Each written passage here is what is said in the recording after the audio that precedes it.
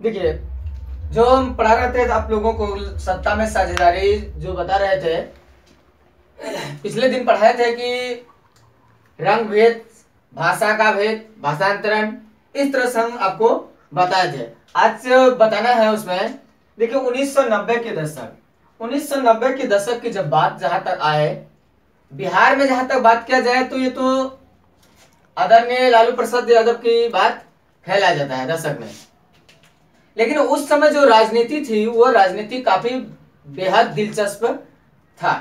उस समय जो है लोगों का उतना मनसा नहीं था कि हम राजनीति में आए और राजनीति करें, लेकिन कुछ राजनीतिक का झुकाव बढ़ा और राजनीति करने लगे, जिसमें कि खास करके बात देखा जाए 1990 के दशक में भारत में सवर्ण यानी बड़े जाति के लोग का ही पास था। यानी उस समय छोटे जाति का कोई अधिकार नहीं हुआ करता था। यानी कि दलित, महादलित, SC ST के पास कोई हक नहीं था। इसमें सारा चीज था किसके पास? बड़ा जाति के पास, जिसमें आ गया ब्राह्मण, राजपूत, भूमिहार और लालाजी। यही चारों का राज हुआ करता था। किसका? ब्राह्मण, राजपूत, दूसरा भूमिहार और लालाजी। जब 1990 की बात कहा जाए, उस समय लालू यादव बिहार के मुख्यमंत्री बने थे 90-97 के दशक में। तब उन्होंने नारा दिया था कि भूरा बाल हटाओ, बहुत से भूमिहार को हटाओ, र से राजपूत को हटाओ, ब से ब्राह्मण को हटाओ और ल से लालाजी को हटाओ। ये नियम लालू जी लाए थे उस समय, क्योंकि छोटे जाति के लोगों के पास कोई सत्ता नहीं थी। सारा सत्ता इन सभी के पासों में ही हुआ करता था। बिहार की राजनीति में सब चीज देखने को मिलता है। बात जब आती है मध्यम वर्ग के जाति के लोग भी संघर्ष करना शुरू कर दिया, और मध्यम वर्ग के जब जाति के लोग संघर्ष करना शुरू किया तो उन्हें भी राजनीति में दिलचस्प बढ़ा और दिलचस्पी के साथ साथ वो हिस्सेदारी, भागीदारी भी लेने लगे। बात आती है दोनों जाति में विवाद चला, बड़े जाति और छोटे जाति में, कि हम भारतीय हैं, हमारा भी अधिकार है कि हम भी भारत के एक नागरिक हैं और हमारा भी राजनीति करने का अधिकार है। तब जाकर के दोनों जाति में क्या हुआ? समझौता और छोटे जाति को भी राजनीति में संलग्न किया गया। बात आते हैं 90 के दशक में, पिछड़े जाति के जो लोग था इसका झुकाव राजनीति पर हुआ, काफी हद तक हुआ। 90 के दशक में पिछड़े जाति का झुकाव राजनीति पर हुआ।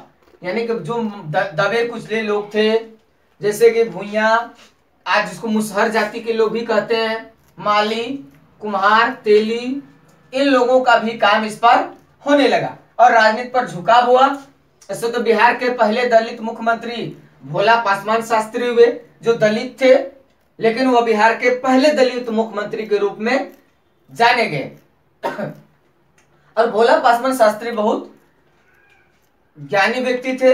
समाज के दबे कुचले लोगों के बीच से वह निकल करके राजनीति के बिहार के शीर्ष मोर बन पाए। उसके बाद आता है 1997 के दशक में, ठीक लालू प्रसाद की राज। जब लालू प्रसाद बिहार के मुख्यमंत्री बने, उस समय सवर्णों का ही सब कुछ हुआ करता था, अर्थात बड़े जाति के पास ही सब कुछ था। जब लालू प्रसाद यादव मुख्यमंत्री बने बिहार के, उस समय वह कहा जाता है कि भैंस में ही बैठ करके अपने गांव गए और अपने माँ मरच्छा देवी से बोले कि मैं अब मुख्यमंत्री बन गया हूँ माँ। तो उनके माँ बोला कि मुख्यमंत्री क्या होता है? बोला कि जैसे गांव का मुखिया है वैसे मैं भी राज का मुखिया बन गया हूँ। तब उसके माँ को काफी खुशी जाहिर हुआ। और वही बात आती है 1990 में। उस समय बड़े जाति के लोग ही वोट देते थे, छोटे जाति को वोट नहीं देते थे। यहाँ तक माना जाता है कि उस समय बड़े जाति के लोग जब रोड से चलते थे, ये चारों ब्राह्मण लोग, पंडित जी लोग, तो छोटे जाति का अगर कहा जाता तेली का दर्शन हो जाता था तो पूरा दिन खराब हो जाता था, ऐसा माना जाता था, और छोटे जाति के ऊपर काफी अत्याचार करते थे। बात आती है पिछड़ों का भी राजनीति में अधिकार जब मिला, तब इन लोगों ने क्या किया? काफी अधिकार लिया। और दिलचस्पी ये रही कि उस समय से अब तक हर दबे कुचले जाति के लोग भी राजनीति में एंट्री ले रहे हैं।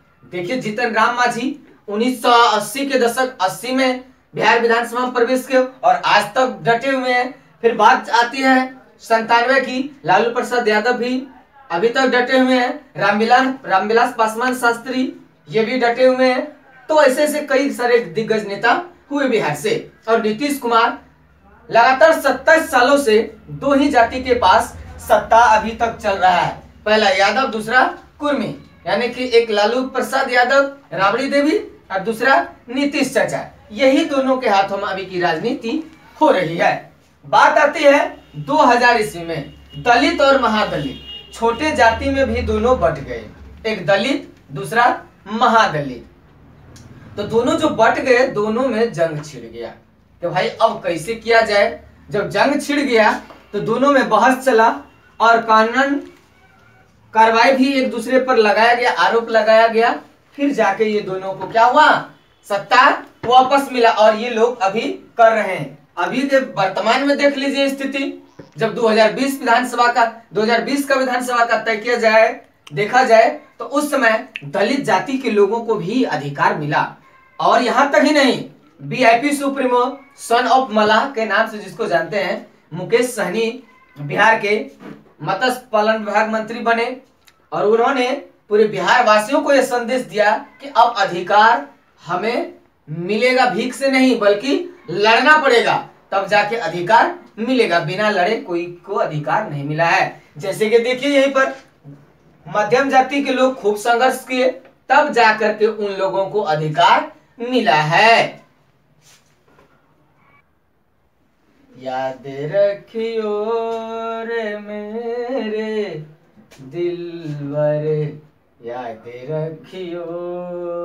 चलो दोस्तों, तो चल रहे थे हम कि जातिवाद पर आधारित था प्रश्न आपका कि जब 1997 की बात, 90-97 दलित, पिछड़ा, महादलित की शासनकाल। अब चलते हम थोड़ा सा पीछे की बात देखते हैं कि जब कांग्रेस की राज था, हालांकि ये ही लोग सब दिन सत्ता में रहा, 70 साल लगातार चलते आया, पंडितों के हाथों में ही शासन रहा। अब देखिए 1951 में लाल बहादुर शास्त्री, ये महा पंडित भले जो भी रहे, ऐसे कहा जाता है कि आधुनिक भारत के निर्माणकर्ता के रूप में नेहरू जी को जाना गया। उसके बाद बात आता है लाल बहादुर शास्त्री, ये बहुत कर्मठ और सुयोग्य व्यक्ति थे, जिन्होंने देश के लिए ऐसे से काम किए कि एक अपना अलग पहचान ही देश को दे करके चले गए। फिर बात आती है इंदिरा गांधी, यानी कि आयरन लेडी के नाम से जाना गया, लौह महिला। ये जो है 1972, 74, 70 के दशक ले लिया जाए तो उस समय बांग्लादेश जो आज बना हुआ है वह कभी पूर्वी पाकिस्तान हुआ करता था। और इसी समय हमारे देश के क्रांतिकारी महिला इंदिरा गांधी हुई और इन्होंने ही इस पूर्वी पाकिस्तान का नामो निशान खत्म कर दिया और 1974 में उनको एक स्वतंत्र देश का दर्जा दे दिए। कौन? इंदिरा गांधी। अब बात आती है जाति की कि ये बड़ा, ये छोटा, ये वो, मतलब बहुत तरह के बातें आता है। तो जाति का जो बंटवारा हुआ वो हुआ पेशा के आधार पर, कि काम के आधार पर लोगों को बांट दिया गया। तो काम के आधार पर जैसे ब्राह्मण में आ गया कि जो पठन पाठन कराने वाला काम करता है, यानी पंडित सब। अब तो हालांकि सब लोग पढ़ने लिखने लगे हैं, ये हुआ। अगर देखा जाए तो भारत के सबसे बड़े प्रकांड पंडित के रूप में सबसे छोटे जाति के ही लोग हुए हैं, बाबा भीमराव अंबेडकर। हालांकि ये पंडित नहीं थे, लेकिन पंडित का सारा गुण इस पे था, क्योंकि इन्होंने सब कुछ का अध्ययन किए। उसके बाद आता है शूद्र। शूद्र में आता है जैसे यादव जी हो गए, यादव जी। उसके बाद क्या कहते हैं, नाई, कुर्मी, ये सब जाति के लोग आता है शूद्र में। उसके बाद आता है वैश्य में, यानी खेती बाड़ी करने वाला काम, खेती गृहस्थी जो करता है। और हालांकि अब सब जाति में खेती गृहस्थी का काम करने लगा है। उसके बाद आता है क्षत्रिय, यानी कि सैनिक उनिक वाला काम जो देश की सुरक्षा व्यवस्था में रहे, जैसे राजपूत, लालाजी, ये लोग जो है इस क्षत्रिय पर आते हैं। बात ये चारों हो गया कि जाति के आधार पर पैसा को बांट दिया गया। उसके बाद यही धारणा कुछ दिन बना रहा, तब बात आता है जातिवाद का। देखिए कुछ लोग जातिवादी होते हैं और जातिवाद भी होता है कि जैसे देखेंगे समाज में खूब लड़ाई करता होला कि हमारा जाति बड़ा है, हमारा छोटा है। तो बात आती है जातिवाद का। कह रहा जातिवाद, कोई व्यक्ति अपने जाति को, क्या कह रहा है, कोई व्यक्ति अपने जाति को अच्छा मानता है या फिर जाति के प्रति निष्ठा रखता है। कौन भला अपना जाति को कहेगा कि हमारी जाति नीचा है भाई, कोई नहीं कहेगा, हम खुद नहीं कहेंगे। तो लोगों का ऐसा मानसिकता बना हुआ है, लेकिन हमारी ऐसी बात कोई नहीं है। हर व्यक्ति अपने जाति को ऊपर दृष्टि से देखता है और जातिवादी नहीं होना चाहिए। कोई व्यक्ति जो है जातिवादी नहीं होना चाहिए, और यही कारण है कि समाज आज टूटता हुआ दिख रहा है। यह होता है। उसके बाद कुछ लोग अपना जाति को ही समाज में सब कुछ मानता है। जैसे कि जातिवादी ना कहता है, जातिवादी करता है, कोई मुकदमा आ गया, केस आ गया, जाति के नेता है तो उसके पक्ष में फैसला करेगा, थाना में फोन कर दिया, कोर्ट कचहरी में उसका सपोर्ट करता है, तो वो जातिवादी हुआ। और नेतागिरी में तो ये सब खैर आम बात है। उसके बाद जातिवादी का कुछ लोग जाति का समाज में मुख्य आधार मानता है। सही बात है, समाज में हमारा जाति का वर्चस्व हो, हमारा जाति का नेता हो, हमारा जाति का पार्लियामेंट में जाए, हमारा जाति के लोग सदन में जाए, ये लोग मान करके वोट देते हैं। और यही कारण है कि हमारा जाति से ताल्लुकात रखने पर क्या होता है, समाज ऊपर नहीं उठ पा रहा है। इससे उठने का एक ही मात्र साधन है कि आप जाति बाती को भूल करके एकदम निस्संदेह बेहिचक कर्मनिष्ठ व्यक्तियों को वोट दीजिए।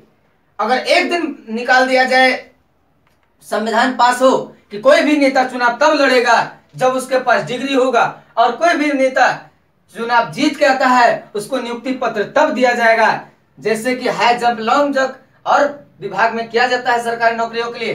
तो पता लगता है कि आपको एक को नेता पर्चा नहीं भरेगा। एक बार निकाल दिया जाए कि पहले टेस्ट कीजिए, इंटरव्यू पास कीजिए, तब आपको विधायक बनाएंगे, तब आपको सांसद बनाएंगे, तो ये को दिखेगा नहीं। इसीलिए तो है लोकतंत्र में एक राजतंत्र है जो मूर्खों का शासन है। यह भारत में देखने को ही मिल रहा है, और यही लोकतंत्र का कारण बन गया है कि मूर्ख लोग सत्ता में काबिज है और पढ़े लिखे लोग अनपढ़ घूम रहे हैं। पढ़ लिख लिए लेकिन कोई काम नहीं, रोजगार नहीं, क्या करेंगे? कोई पढ़े लिखे नहीं। हाँ, कुछ लोग पढ़े लिखे हैं, जैसे देख सकते हैं रेल मंत्री अश्विनी वैष्णव, लेकिन वो पढ़े लिखे हैं तो चलने उनको कहां देते हैं। बात आती है डिग्री की, तो कोई डिग्री की बात नहीं करता है। अरे डिग्री तो वो होती है जो हिम्मत और एहसास पर दिला सके, लोगों को रोजगार दिला सके। नेता बने हैं हम, काम करेंगे, लोगों के प्रति सच्चे दिल से निष्ठा काम करेंगे, तब ना समझेंगे। ये होती है जातिवादी। और अभी तो ये पूरा समाज को झकझोर के रख दिया है जातिवाद। यही समाज को तोड़ने का काम कर रहा है। नेक्स्ट टॉपिक अगले दिन फिर समझाएंगे।